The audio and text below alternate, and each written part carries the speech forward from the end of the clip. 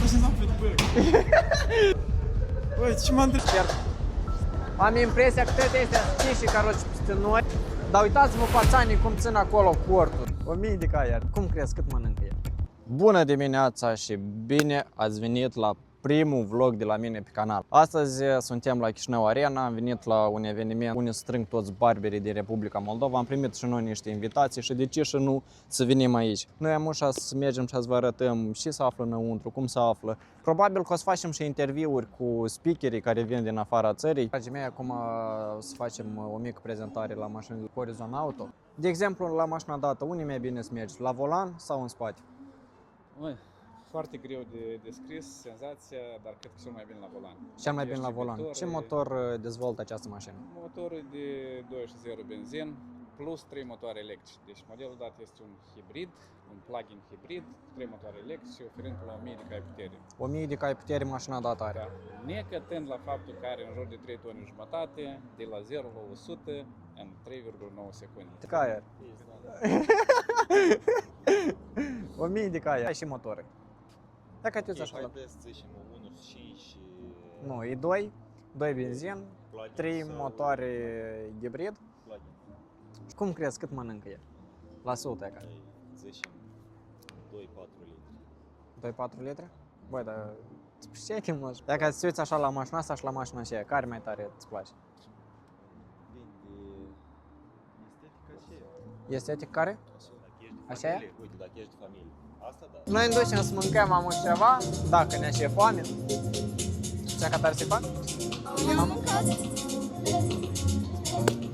Noi, caroce, avem o mică pauză și un mic incident, așa. Doamne ferește, eu nici nu știu dacă mă aud, dar am pus aici să sper să oprească. Am impresia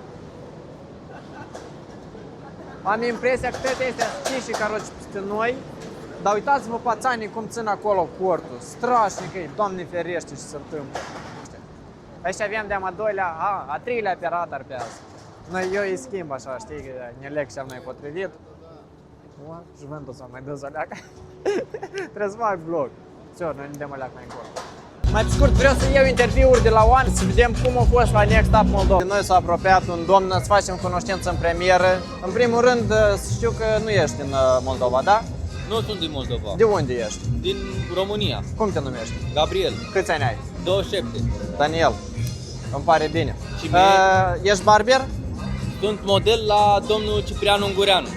Da, eu am fost la Ciprian Ungureanu în septembrie, pare mi se la Next Up în...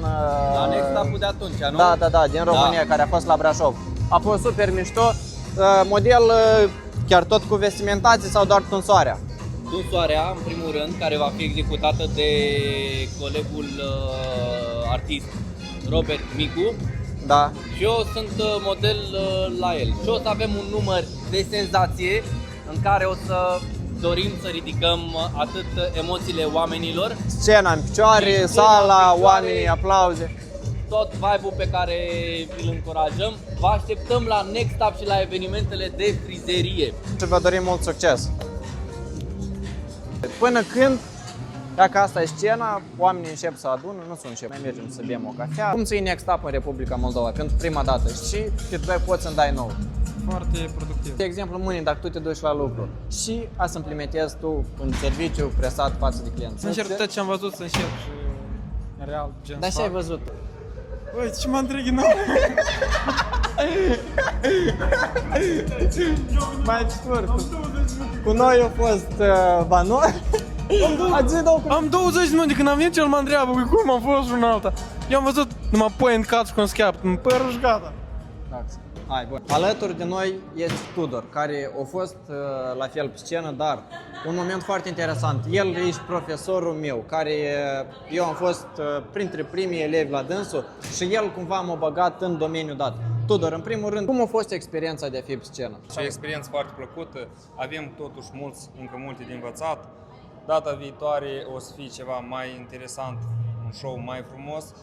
Trebuie să ne mobilizăm toți din Moldova, să creștem Moldova pe domeniul acesta și să devenim foarte buni, să ne grăiască toți vecinii și toți care ne cunosc. În ultimii 5 ani, cât de tare s-a dezvoltat la noi sfera asta a barberingului?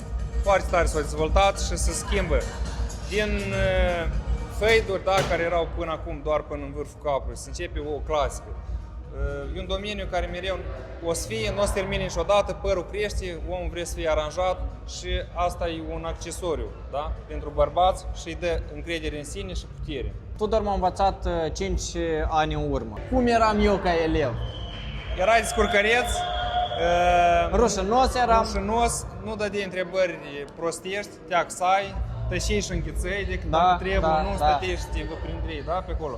Erai bravo, am văzut deodată că să ai succes, un pic parcă comunicarea nu prea era la tine, dar dacă te-ai început să faci video mult și asta înseamnă că tu te-ai dat și tot a venit la timpul lui. Țin minte mesajul lui când am postat eu în story că vopsem chiar deja părul la un client.